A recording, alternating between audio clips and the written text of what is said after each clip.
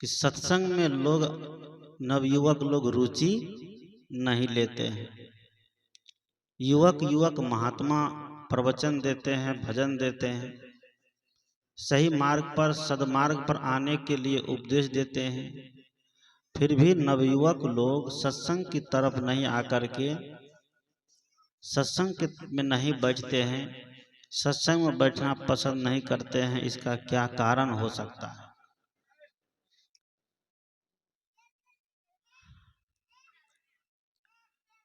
संत ने लिखा है कि एक झोली में फूल भरे, एक झोली में कांटे, रे कोई कारण होगा ना। यहाँ आज सत्संग हो रहा है तो इसका भी कोई न कोई कारण है। कल से सत्संग नहीं होगा तो उसका भी कोई न कोई कारण होगा। जो लोग सत्संग में बैठे हैं तो वह भी कोई न कोई कारण लेकर के बैठे हैं, और जो लोग सत्संग से जा रहे हैं तो वह भी कोई न कोई कारण लेकर के जा रहे हैं। सबके पीछे कोई न कोई कारण है। जब तक कारण नहीं होगा तो कोई काम होने वाला नहीं है। नवयुवक भाई ने कहा कि युवक लोग सत्संग में इंटरेस्ट नहीं लेते हैं। क्यों लेंगे? क्योंकि आज सिखाया जाता है कि सत्संग है, भजन है, ध्यान है, साधना है, ये कब के लिए है? बुढ़ापे के लिए। किस समय?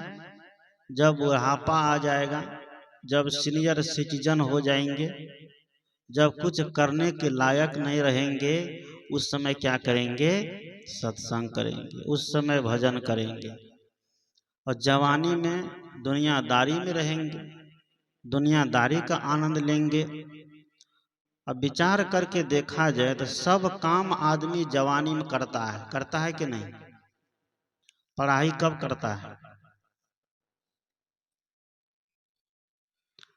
पढ़ाई करता है जवानी में। धन कब कमाता है? जवानी में कि बुढ़ापा में?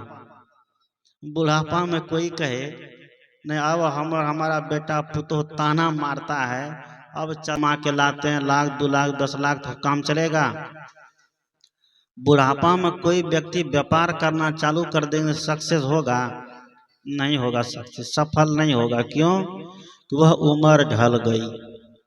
उस उम्र में चाह करके भी व्यक्ति व्यापार नहीं कर सकता है। उस उम्र में चाह करके भी व्यक्ति सत्संग नहीं कर सकता है। उस उम्र में चाह करके भी व्यक्ति धन नहीं कमा सकता है। क्यों? कि सबका अपना अपना उम्र है, समय होते हैं, और समय के अंदर जो व्यक्ति जो काम कर लेता है तो उस काम में उनकी क्या मिलती है? सफलता मिलती है। बच्चा सब काम व्यक्ति जवानी में करता है, लेकिन एक काम जवानी में नहीं करता है, उस काम को छोड़ देता है। कब? बुढ़ापे के लिए। हम लोग से भी बहुत लोग प्रश्न करते हैं, बाबा अभी से क्या उम्र हो गई ना? अभी से क्या उम्र हो गई, आप महात्मा बन गए, बाबा बन गए, न दुनिया को देखे, न संसार को देखे, न शादी, न विवाह, न बाल, न बच्चा, बन गए क्या? बाबा बन गए। वैसे लोग प्रश्न करते हैं, कौन जिनकी उम्र 80 साल हो गई है, 90 साल हो गए हैं, तो मैं उन बाबा लोगों से कहता हूँ तो बाबा मेरी तो उम्र नहीं है, बिल्कुल नहीं है। आपकी उम्र 80 साल और 90 साल हो गई है, अब आप बाबा बन जाइए तो कहते हैं अब होने वाला नहीं है। क्या कहते हैं? कि अब होने वाला नहीं है। वह बाबा कहते हैं नवयुवक से कि अभी तुम्हारी उम्र नहीं हुई है सत्संग करने का, ध्यान करने का, धर्म करने का, भक्ति करने का। लेकिन जब उनको कहा जाता है कि आपकी तो उम्र हो गई है सत्संग करने का, ध्यान करने का, भक्ति करने का, आप सत्संग भजन ध्यान भक्ति करिए, तो बाबा कहते हैं कि अब तो नहीं होने से हो सकता है, क्योंकि मोह घेर लिया है। बेटा का मोह तो पोता का मोह, बेटा से ज्यादा मोह पोता और पोती में हो जाता है, होता है ना। अब पोता और पोती को घर द्वार छोड़कर कहिए कि आप सत्संग भजन करिए, थोड़ा अकेले रहिए, तब उनको पोता पोती का मोह सताने लगता है। सताता है ना। संत कहते हैं कि जीवन का कोई भरोसा नहीं है, इस शरीर का कोई ठिकाना नहीं, इस शरीर में कब क्या हो जाएगा। इसलिए कबीर साहब ने कहा कि यह तन कांचा कुंभ है लिए फिरे थे साथ, टपका लगा फूट गया कछु नहीं आया हाथ। यह शरीर मिट्टी का घड़े से तुलना किया है संत कबीर साहब ने। यह शरीर मिट्टी के घड़े के जैसा है, मिट्टी के घैला के जैसा है। जैसे मिट्टी का घड़ा में थोड़ी सी चोट लगती है टूट जाता है, टूटता है ना। तो मिट्टी के घड़ा तो अगर उसको सुरक्षित रखा जाए तो वह बहुत दिन तक जाता है। एक मनुष्य की उम्र से भी ज्यादा दिन तक वह मिट्टी का घड़ा चला जाएगा, 100 साल से भी ज्यादा चला जाएगा अगर बढ़िया से रखा जाए, सुरक्षित रखा जाए। मनुष्य का शरीर क्या चला रहेगा? नहीं रह सकता है। इस शरीर की अपनी अवधि है, अपनी सीमा है। जन्म लेते लेते बच्चे की उम्र कैसे कैसे घटने लग जाती है। जो बच्चा एक दिन इतना सुंदर लग रहा है देखने में, इतना लाजवाब लग रहा है देखने में, धीरे धीरे उनकी उम्र घटती, बुढ़ापा आकर के घेर लेता है। और बुढ़ापा में चाह करके भी वह बूढ़ा बाबा कुछ नहीं कर पाता है। इसलिए सदगुरु कहते हैं कि जवानी में व्यक्ति को सब कुछ करना चाहिए। अगर जवानी में नहीं किए हैं, जवानी में अगर बेईमानी किए हैं, उठा पटक किए हैं, शैतानी किए हैं, पाप किए हैं, तो बुढ़ापे में सब कुछ को बैठ करके काटना पड़ेगा। जो बोए हैं जवानी में बुढ़ापा में, उसको काटना ही काटना है। ये दुनिया का परम सत्य है।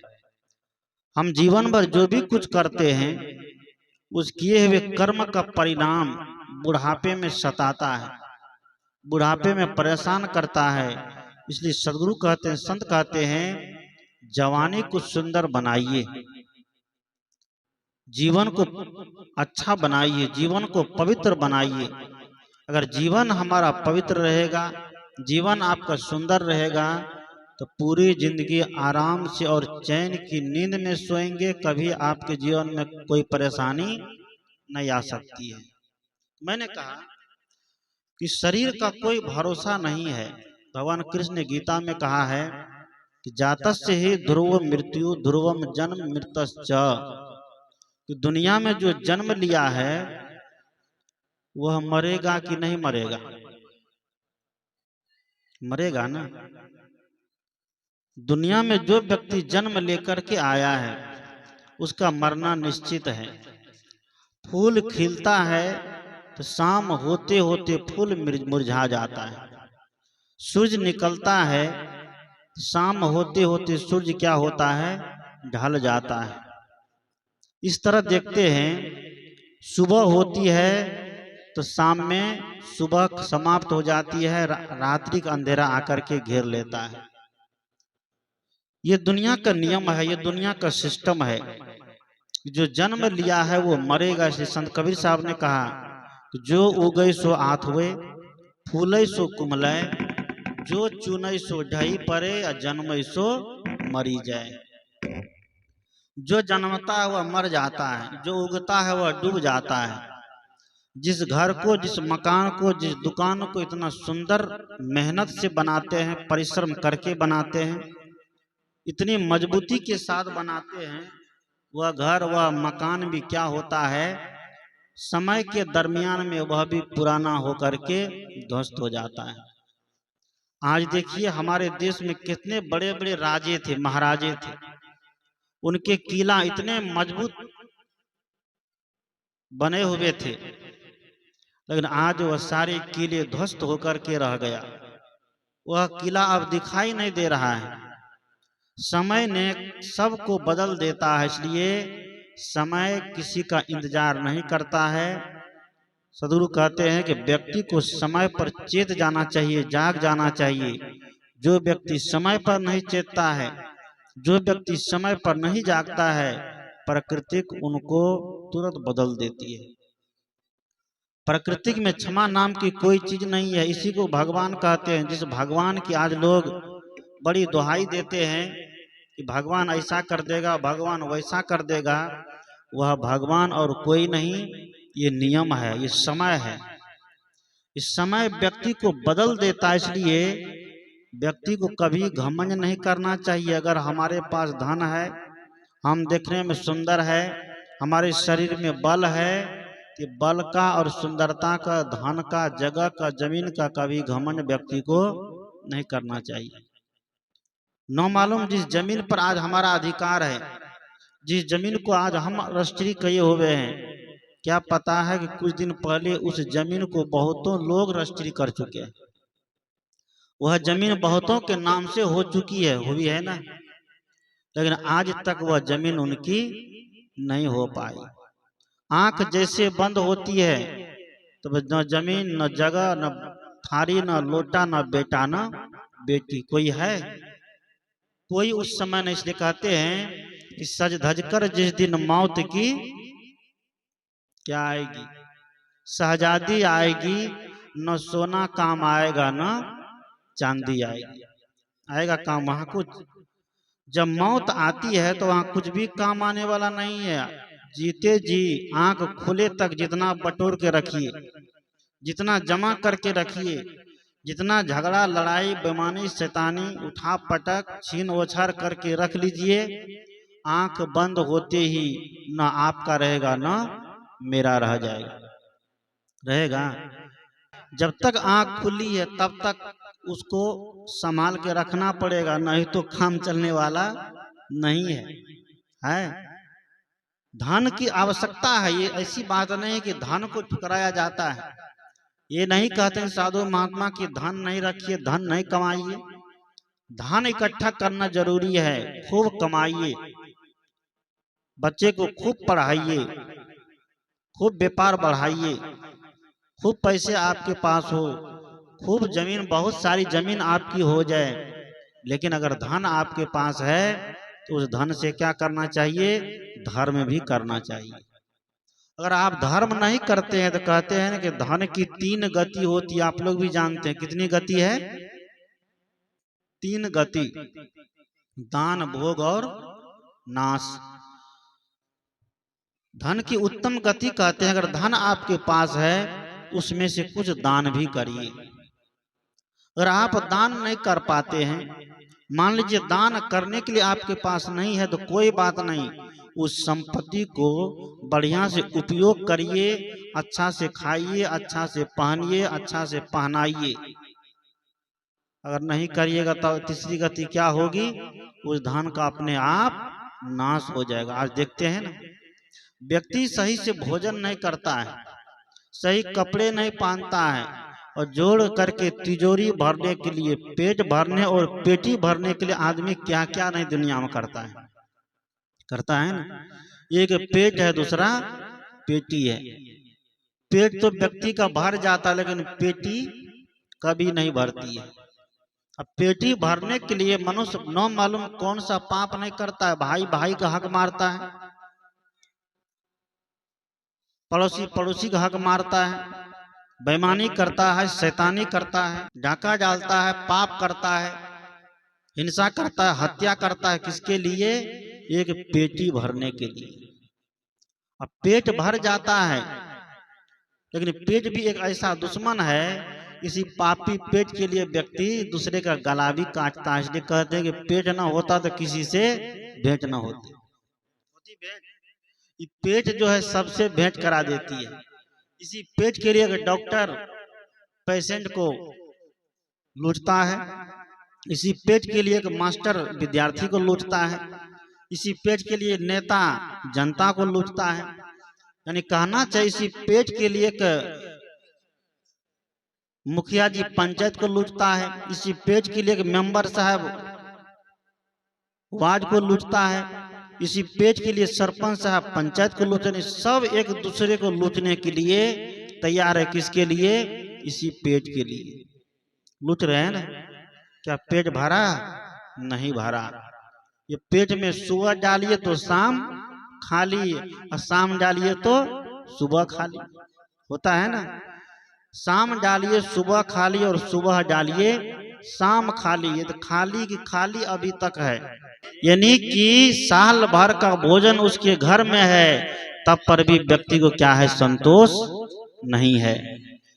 इसलिए संत कहते हैं, अरे बाबू झगड़ा नहीं करो, ऐ बड़ा जबरदस्त है ये, वाह रे वाह, सत्संग में शांति से बैठो, ऐ बाबू सत्संग में झगड़ा नहीं, हाँ यहाँ झगड़ा खत्म किया जाता, झगड़ो मत, आराम से बैठो। बोलिए सदगुरु देव की जय। मैंने कहा इससे अच्छे तो पशु है जिनको कल का ठिकाना नहीं है कि कल क्या खाएंगे, लेकिन वह मस्त में जीवन जीता है।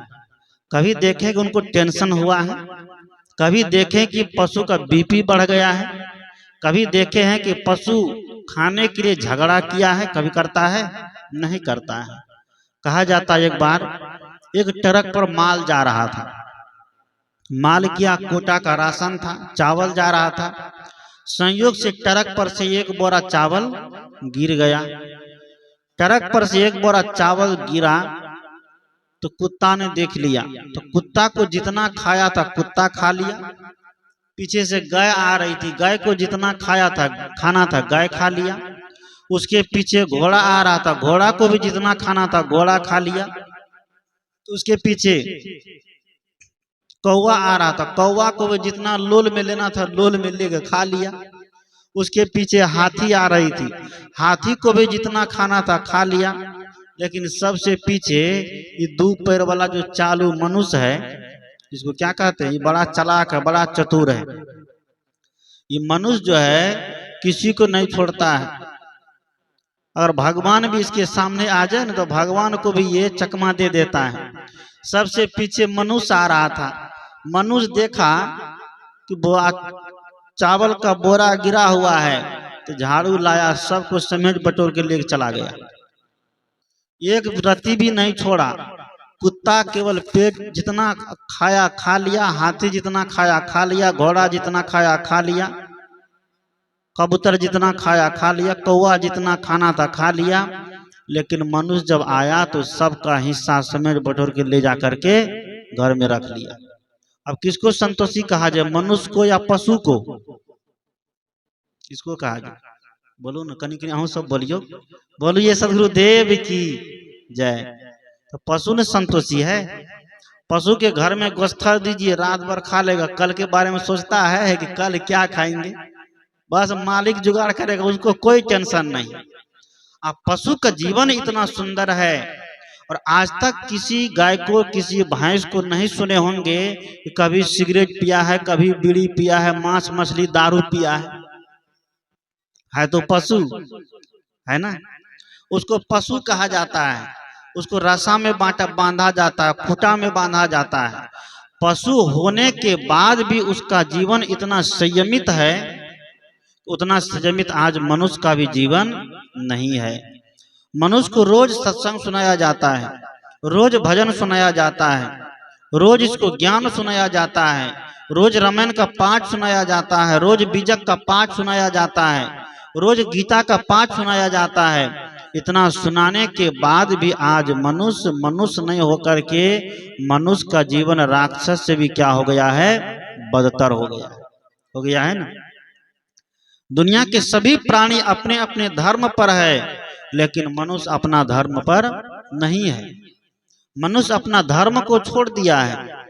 इसलिए सदगुरु कहते हैं आज इतना धर्म कथा कीर्तन सत्संग हो जाने के बाद भी मनुष्य को समझाना पड़ता है, लेकिन पशु को समझाना नहीं पड़ता है। क्योंकि पशु प्रकृति में जीता है, प्राकृतिक संयम पशु के ऊपर है, लेकिन मानव का ज्ञान जो है, ज्ञान से मानव संयमित जीवन जी सकता है। वो ज्ञान कहाँ मिलता है, इसी सत्संग में मिलता है, संत के पास मिलता है। बहुत लोग कहते हैं कि सत्संग में नहीं बैठेंगे, संत के पास नहीं बैठेंगे तो ज्ञान हो जाएगा। गोस्वामी तुलसीदास ने भी कहा है, जिस रामायण और राम की चर्चा अभी जोर शोर से हो रही है, आज कोने कोने में, भारत के हर कोने में राम का जय जयकार हो रहा है। और अगले 22 जनवरी को राम जी की प्रतिमा का क्या है, स्थापना है। उसको लेकर के अभी से सब तैयारी किए हुए हैं। कहीं अष्टजाम तो कहीं कुछ, तो कहीं कुछ, कहीं रैली, कहीं जुलूस, सब लोग खुशियां मना रहे हैं ना। सब लोग खुश है। जो रामायण पढ़ते हैं, गीता पढ़ते हैं, उपनिषद पढ़ते हैं, सब पढ़ने वाला व्यक्ति मानवता को छोड़ करके सब कर्मकांड के पीछे, अंधविश्वास के पीछे दौड़ रहा है ना। आज मानवता को ठुकरा दिया गया है। एक मनुष्य दूसरे मनुष्य को देखता है, मनुष्य कुत्ता को पहचान रहा है, बिल्ली को पहचान रहा है, गाय भैंस को पहचान लेता है, लेकिन मनुष्य जब मनुष्य को देखता है तो पहले पूछता है क्या नाम है। कोई कह दिया घनश्याम, तो पूरा नाम क्या है? घनश्याम जी तो नहीं, उसकी और पूरा क्या है, बोल दिया घनश्याम यादव, तब वो सांस लेता, तब कहता अब ठीक हुआ। अगर यादव टाइटल लग गया तब ठीक है, क्योंकि अपनी पार्टी का है।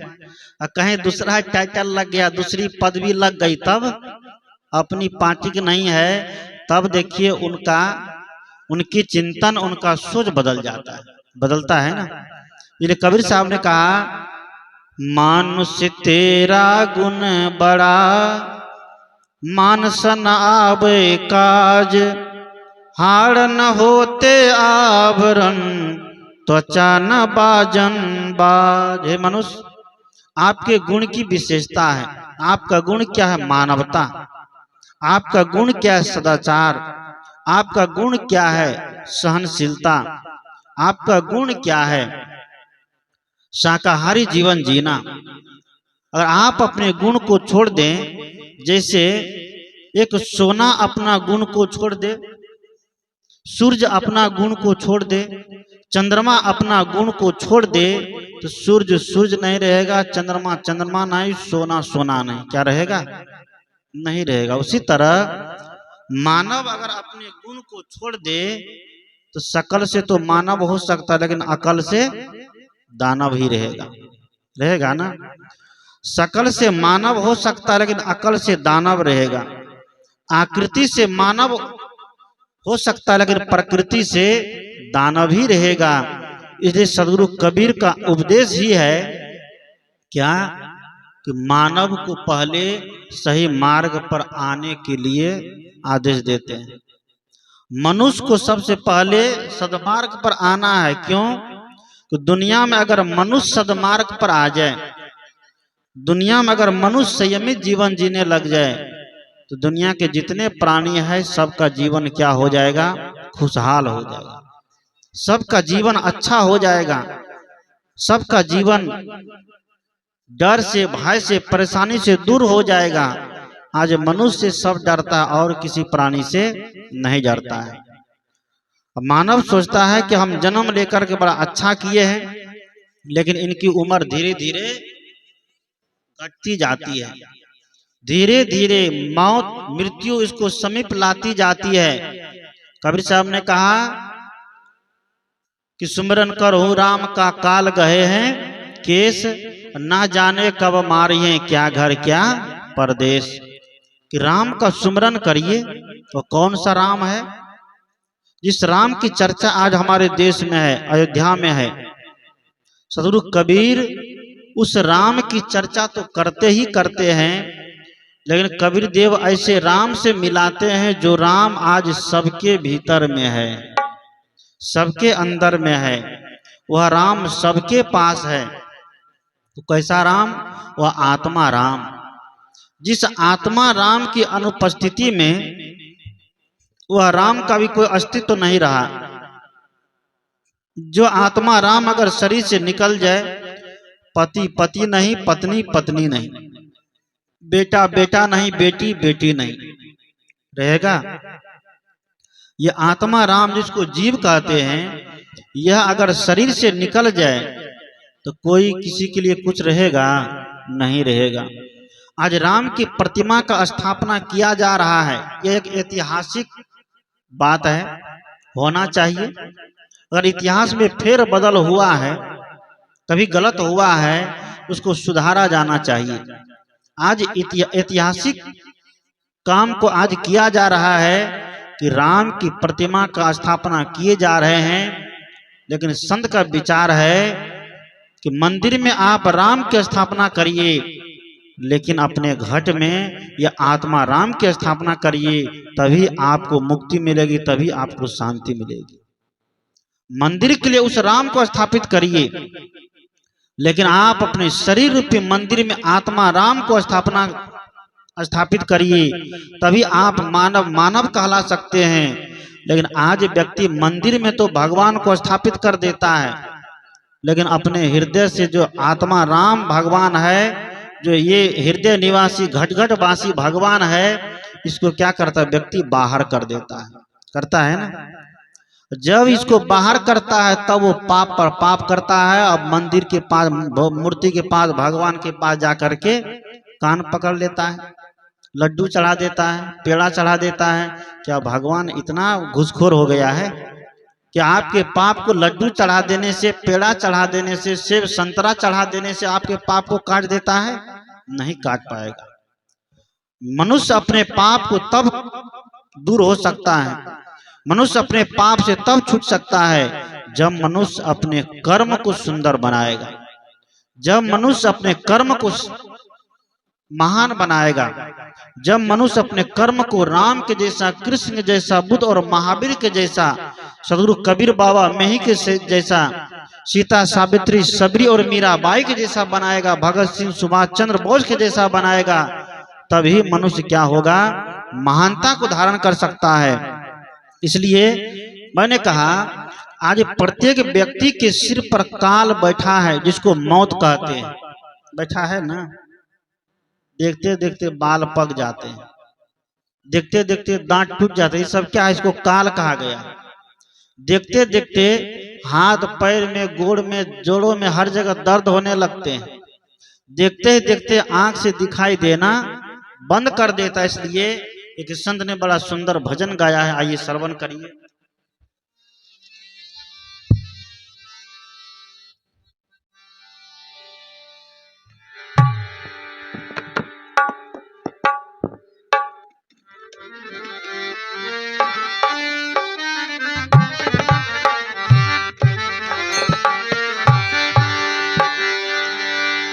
चली जा रही है उम्र धीरे धीरे, चली जा रही है उम्र धीरे धीरे, सुबह शाम और दोपहर धीरे धीरे, चली जा रही है उम्र धीरे धीरे, चली जा रही है उम्र धीरे धीरे, सुबह शाम और दोपहर धीरे धीरे, चली जा रही है उम्र धीरे धीरे, चली जा रही है उम्र धीरे धीरे।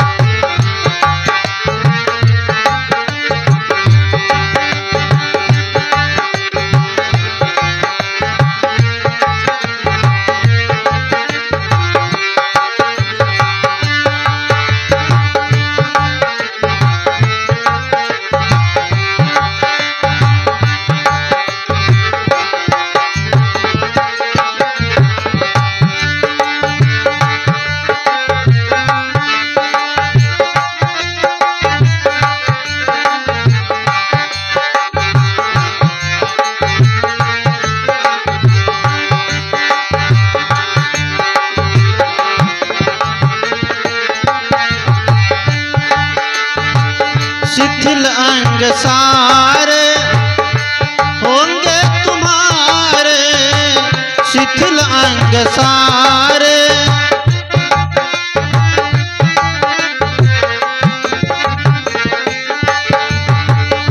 शिथिल अंग सारे होंगे तुम्हारे, तेरी मंद होगी, तेरी मंद होगी नजर धीरे धीरे चली जा रही है, उम्र धीरे धीरे चली जा रही है, उम्र धीरे धीरे।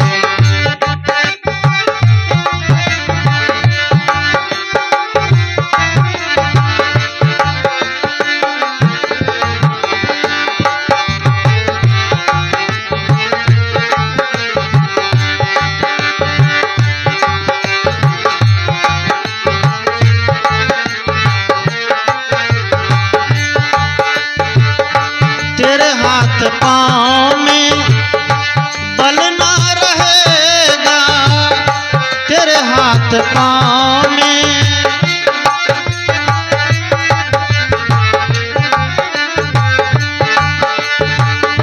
तेरे हाथ पाँव में बल ना रहेगा, झुकेगी तुम्हारी, झुकेगी तुम्हारी कमर धीरे धीरे चली जा रही है, उम्र धीरे धीरे चली जा रही है, उम्र धीरे धीरे।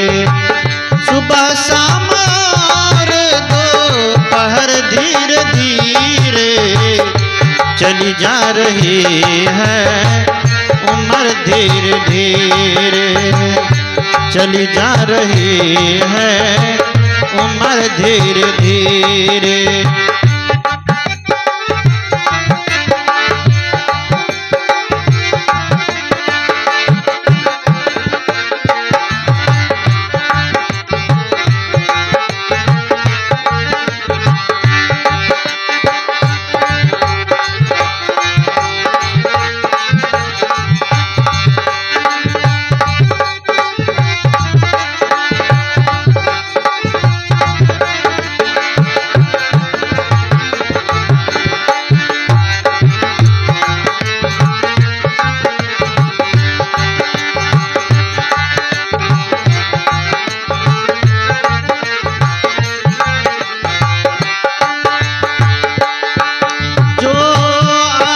यहाँ उसको जाना पड़ेगा, जो आया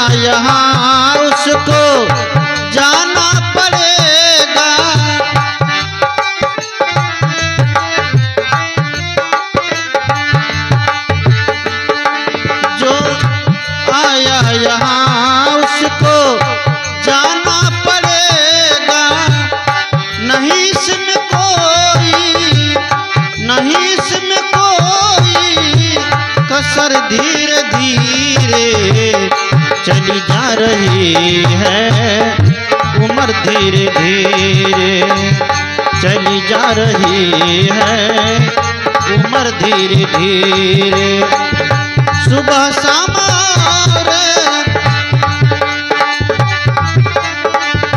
सुबह शाम दोपहर धीरे धीरे चली जा रही है, उम्र धीरे धीरे चली जा रही है, उम्र धीरे धीरे।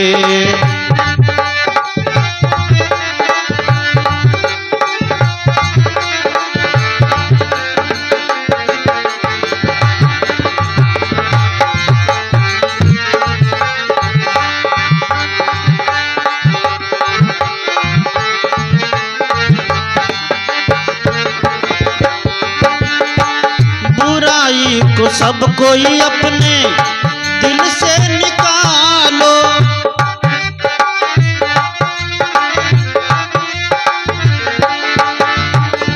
बुराई को सब कोई अपने दिल से निकालो, बुराई को सब कोई अपने दिल से निकालो।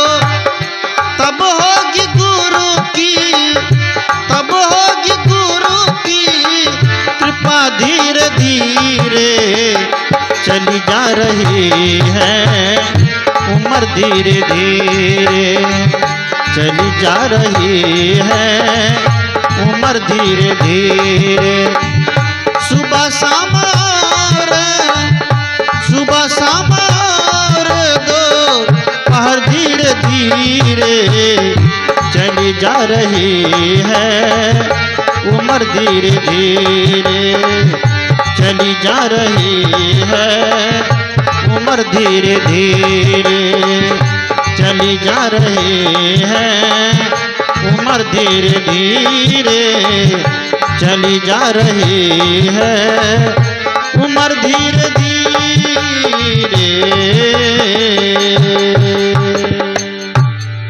बोलिए सद्गुरुदेव की।